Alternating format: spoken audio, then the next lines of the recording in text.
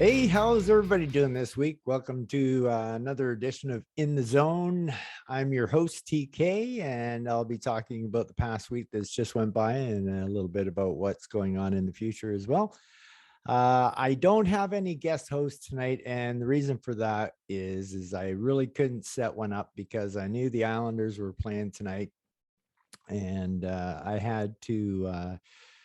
I I couldn't set a time because I didn't know what time I would be available to do this podcast. And as I speak right now, it's 10 o'clock Pacific Standard Time. So I'm just starting now. So I couldn't set up a co-host. It takes me that long to well, I have to watch a hockey game and then I have to do the podcast and then I have to edit it and then I got to process it and upload it. So it takes a while to do that. And since I couldn't make any guaranteed time for a co-host, I had a feeling I was going to go solo this week. So you're just stuck with me, TK, just like the old days when the old podcast was starting out before I had guest hosts. I so much more enjoy having guest hosts than doing it solo, but yeah, it's still fun for me to do. So I'm gonna get it out and something. I need something to cheer me up from the Islanders game tonight because they have totally been sucking the hind end of a titty right now. But before I go anywhere, I have to do one shout out before I start the podcast, and that's going out to my dear old dad who turned 89 years old young today. So happy birthday, Dad. You're going to 100. I can feel it. I can just feel it.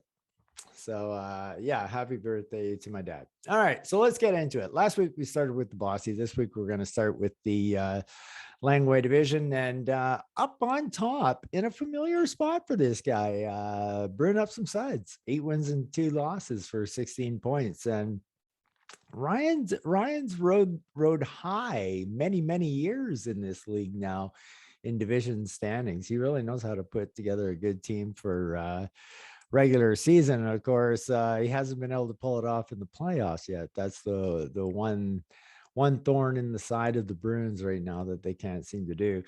But anyway, they're alone in first place on in top spot, and they happen to be tied for second spot in the no control zone. So they're inching their way up there. The Bruins are looking great comeback year after last year. They went 2-0 this week. The Bruins beat the Gators 7-0 easily and also handled the Highlanders 6-1. So they kind of cruised all week long. They didn't really have to didn't have to sweat it out much, but the Bruins are looking completely solid for another year in the no control zone. Maybe this is the year that RK finally wins himself a championship. We need some commissioner to finally do something in this league. Isn't that right, Al? So yeah, so a great week for the Bruins, and RK's up top again. And here's another familiar foe, the Colwood Rangers, up to second spot now in the Langway division, and they're currently 7-3 for 14 points, and they moved up a spot in the standing. So it's been a good week for Dean as he went 2-0. The Rangers, they easily handled the East Coast Brewers. So I was kind of surprised by that score. And they also had a harder fought battle with Pitter Patter, and they beat them 4-3. But bottom line is, Dean ended up 2-0 for the week and good enough to put him in second spot all alone in the Langway division. So great week for Dean. Uh, Last year's uh, Raymond Cup finalists, the Wolfpack, are sitting in third spot now. They're 6-3-1 for 13 points. They had an excellent week. They too are up, I believe, 2 spots from last week. And they went 2-0 this week as well. And the Wolfpack beat the Islanders 5-2 and beat Flying Colors 6-1. So that'll be the Flying Colors defeat for the week. And great week for the Wolfpack as they move up there. There's 3 pretty familiar teams in the top 3 right now: Bruins, Rangers, Wolfpack. These guys have been playing strong for a while now in our league, and it's getting familiar to seeing them up there in the standings like that. So yeah, congratulations, guys, doing good. year after year after year. And then in fourth place, a team that had a really bad week, who was off to a great start, was Sealand Hockey Club. They now are 6-4-0. And when I say they had a bad week, they went 0-2. They lost to the East Coast Brewers 5-1 and Pitter Patter 6-1. So it was a rough week for Sealand. They weren't even competitive in either one of their games. Some tough competition there though with the Brewers, and Pitter Patter played well this week. So yeah. All right. And still in fourth place are the Mustangs, and they're tied with Sealand now. They're 6-4-0. They're still up with the big pack right now. So they're at 6-4-0 is enough to keep them up there with the big boys in this division. And even though Keith went 1-1 for the week, it's still enough to keep them in within distance of the Bruins for sure. So the Mustangs beat the Flames 4-2, and then they lost to the Lakers 5-1. There's really no shame losing to the Lakers right now. So wasn't so bad of a week for Keith. He won the game that he had to win, and he lost the game that he's probably expected to lose. So yeah. So the Mustangs are sitting in a tie currently with Sealand. So if you look at that top five, it's top five in Langway right now. The worst team is 6-4-0 for 12 points. So Mustangs, even though are not in a Langway playoff spot, they would be in the playoffs, grabbing a wild card berth at 6-4-0 for 12 points. So things are looking good for Keith. If he can keep that up, he'll be playoff bound. It still remains to be seen if the Bossy division is going to come to life or not. It's not really looking that way. In sixth spot, I'm definitely going to call this a bad week for the Living Skies Capitals as they sit in sixth spot. They are now 4-5-1, and they went 2-0 this week. Now, how can 2-0 be a bad week? Well, when you're trying to tank, and I believe when I interviewed Al, he said he'll have no problem getting down into the bottom four. I suggest he may have a little bit of problems getting down into the bottom four. Going 2-0 this week. The Capitals beat the Gators 6-1, and they beat the Highlanders 5-2. Two of the teams they're competing with to get into the Final Four, and the Capitals beat them handily. So may not be as easy as you think, Al, getting down there. But yeah, good enough for sixth spot in the Langway division right now. And then we have the Quebec City Outlaws sitting in seventh spot. They are 1-6-3 for 5 points. And this is the second consecutive week they have grabbed 1 point for the week, going once again 0-1-1.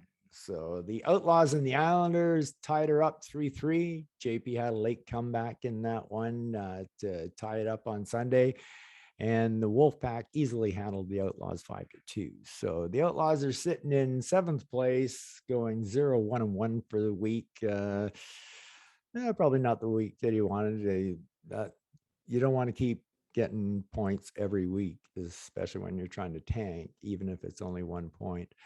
And bringing up the rear has been the team that's been down there the whole season so far, is Moose Lake Jagger. They are now currently 1-7-2.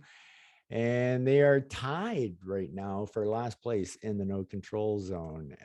However, they picked up a point, so they could have been worse in the no control zone, but they picked up a point by the Flames coming back to tie up the game against MLJ 3-3. And the Lakers easily handled Moose Lake Jagger 5-2. So in last spot for the Langway is Moose Lake Jagger. So that's what you have for the Langway right now. So first place, we got Bruins, Rangers, Wolfpack. All three of those teams went 0-2. Sealand was the team that faltered, going 0-2. And Mustangs tied for fourth as well. They went 1-1, tough competition. Capitals trying to tank 2-0. Not good, Al. Not good. Not good. Not good. And Quebec City Outlaws going 0-1-1 for the week, and lying in seventh spot. Moose Lake Jagger 1-7-2 for 4 points. They're sitting last in the no control zone. All right, let's go take a look at the Bossy division.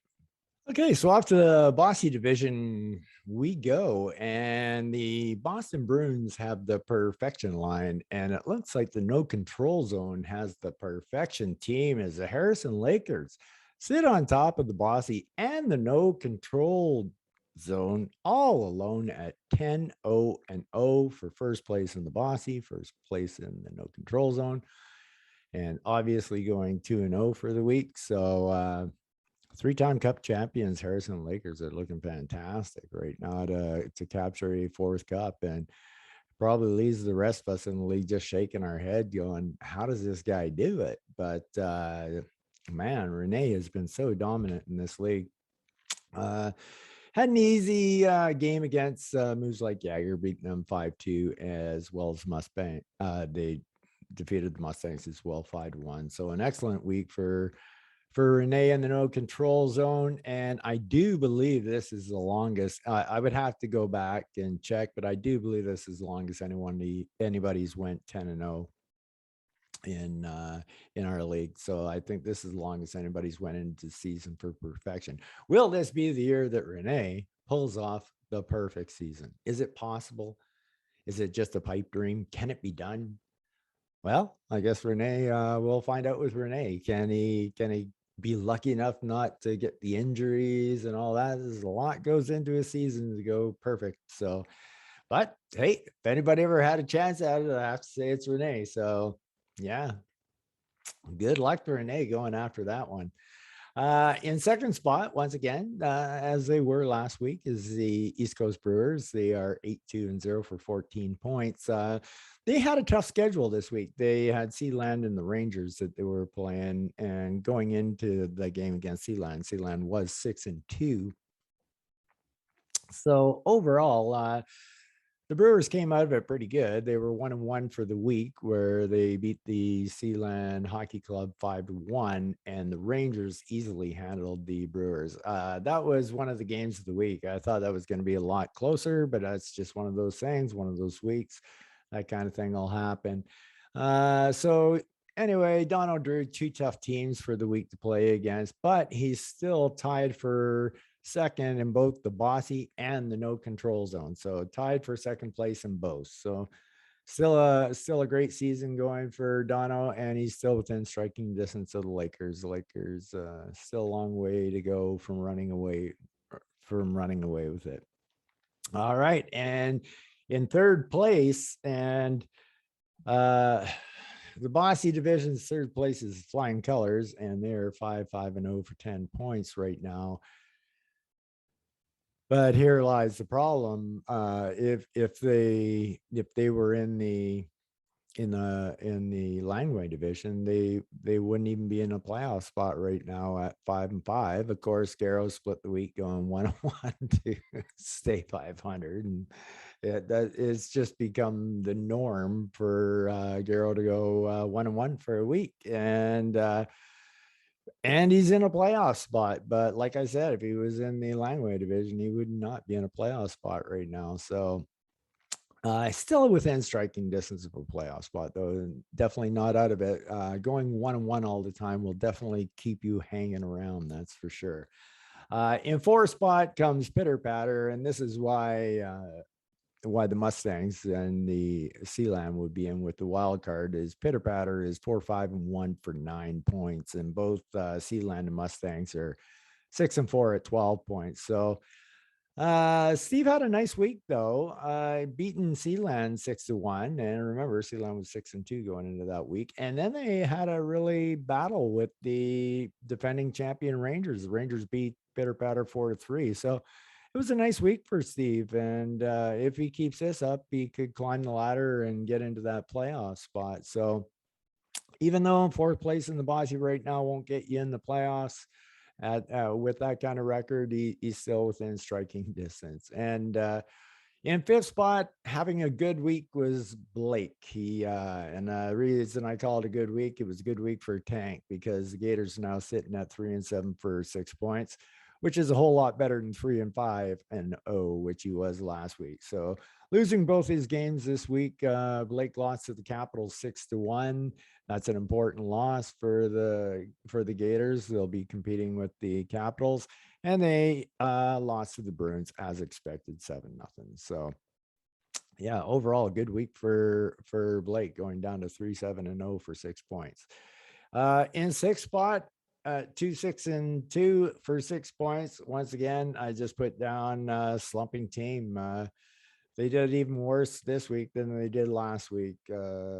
Last week they got a split, but this week they just got a loss and a tie. The Outlaws and Islanders tied 3-3, and then the Wolfpack easily handled the Islanders 5-2. So the Islanders for the week going 0-1-1 at 2-6-2 for 6 points are have to be in consideration for the conversation of McDavid next year. So yeah, the Islanders could be in for another lottery pick in the bottom 4. So we'll see how all that works out. But currently they're sitting in 6th place. And don't forget the 7th place Flames of Fleury, they picked up Connor McDavid. So they could easily be passing the Islanders here, as they're only 1 point behind them at 2-7-1 for 5 points. It's going to be a tough, long hill for West to climb to get into the playoffs. Currently, he's 7 points out of a playoff spot. However, it's a long season and it's early enough. Anything could happen. It looked like West was going to go 0-2 for the week, but he made a late surge to catch the Moose Lake Jagger for a tie. So he got a 3-3 tie with Moose Lake Jagger, and the Mustangs beat the Flames 4-2. So looking for West to make a move this up and coming week. He needs to make it now. 7 points is a lot to make up, but hey, if you can get 7 points ahead, you can always catch up 7 points. If somebody can do that, you can do it to them. So bringing up the rear and tied for last in the no control zone are the Greenwood Highlanders. They're 1-8-1. 3 points, and they had a perfect tank week going 0-2. Capitals beat the Highlanders 5-2, and the Bruins easily handled the Highlanders 6-1. So looking in the Bossy division, we've got the Harrison Lakers and the East Coast Brewers kind of running away with it, with the Lakers being 10-0, Brewers being 8-2. And then comes the mediocre for the for the next 6 teams. So Flying Colors at 5-5 for third, Pitter Patter 4-5-1 for fourth, Gators 3-7. They should go lower. Islanders 2-6-2, Flames 2-7-1, Highlanders 1-8-1. So not a very competitive division. We're not really used to seeing that, because the Bossy has always been such a strong division. To be so weak this year, it seems so strange. So but the power lies over there in the Langway division right now. So looking good for the Langway division this year. But as we know, what do we know? We know that the playoffs are a whole different animal, aren't they? Fantasy hockey. Just get in there, baby. Anything can happen.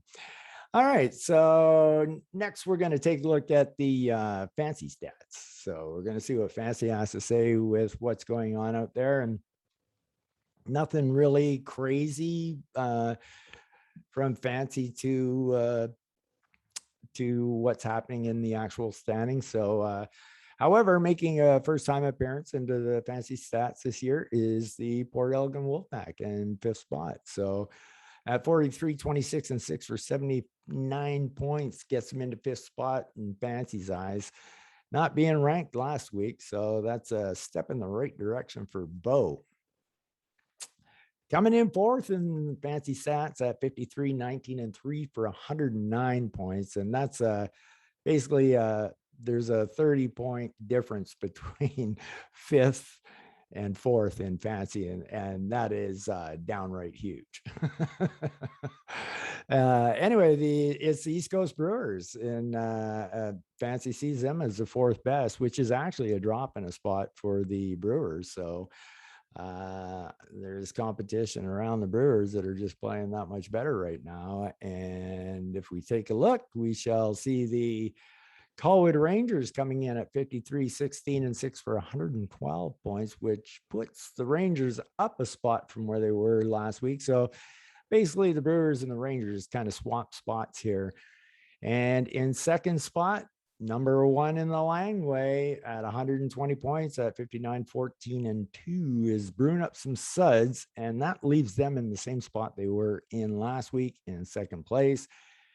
And that leaves, of course, the Harrison Lakers in first spot at an unbelievable 66, 7, and 2 for 134 points. They had a perfect week at 15 and 0. They actually increased their lead over the Brewing Up Some Suds this week. So they have a 14-point bulge between first and second place. So right now, Fancy is saying that the Harrison Lakers are a huge favorite for the Bremen Cup. However, if there's a spoiler, Fancy kind of sees maybe the Bruins could be that guy. So we shall see how the season works out, see how injuries and everything goes, the trading. We have no idea how this is all going to end up, but as of now, this is the way we see her. So, in our next category is, are you a pretender or are you a contender? All right, wait. I put thought into this since last week, trying to figure out which is which, pretender, contender. But ironically, once again, in the pretender spot would be the Courtney Islanders, myself. The Islanders are basically 37, 33, and 5 for 84 points. And that's good for 2, 5, and 1 for 6 in the Bossy division. So, how do we look at this? We went through this last week. I know it, and I'm a little bit buzzed because I had a hoot before we started. And so the Islanders are a pretender right now. They're pretending to be a bad team because they should be a contender or more of a contender than they are. They shouldn't be battling for lottery position. So the Islanders are a pretender because they should be a contender. And the second team is the same team that was last week as well. But there was a little bit of movement. The Florida Gators at 8-51 and 1 for 17 points currently have the worst record in the league. Last week they were fourth worst team in the league in the standings, and this week now they're third worst team in the standings. So they're continually dropping to get to their place. If they drop one more spot, that'll take them right out of the pretenders or contenders category. And right now, with him being above where he should be, that for sure makes him a pretender. He is not a contender. So same two teams as we had last week. Like I said, overall, you can tell that the standings and the fantasy stats are basically the same. So anyway, we're going to take a look at games of the week next.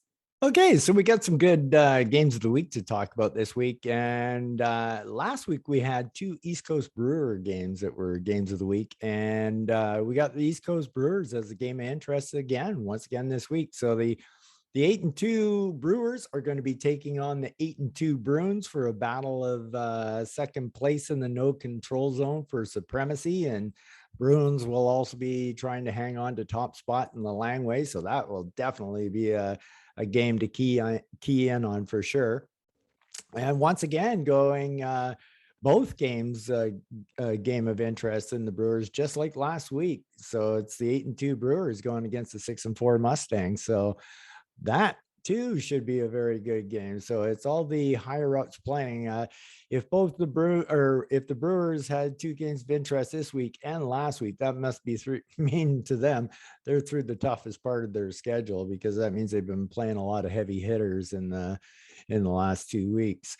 Also, look at the Harrison Lakers as a game of interest, obviously, because they're undefeated. How long will this streak go? If there's anybody who's battled Rene hard over the time that he's been in the no control zone, it's Bo. The Port Elgin Wolfpack at 6-3-1 are going to try to knock the mighty Harrison Lakers down from top spot. And the next one is just more of a courtesy game of interest because it's for the Founder Cup. So it is game 1 of 2 this season between the Courtenay Islanders and the Living Sky Capitals. Currently, the Islanders are 2-6-2 and the Capitals are 4-5-1. The Capitals have won the last 2 Founder Cups. They've got a better record. They have to be going in as the favorite to win a 3rd consecutive Founder Cup.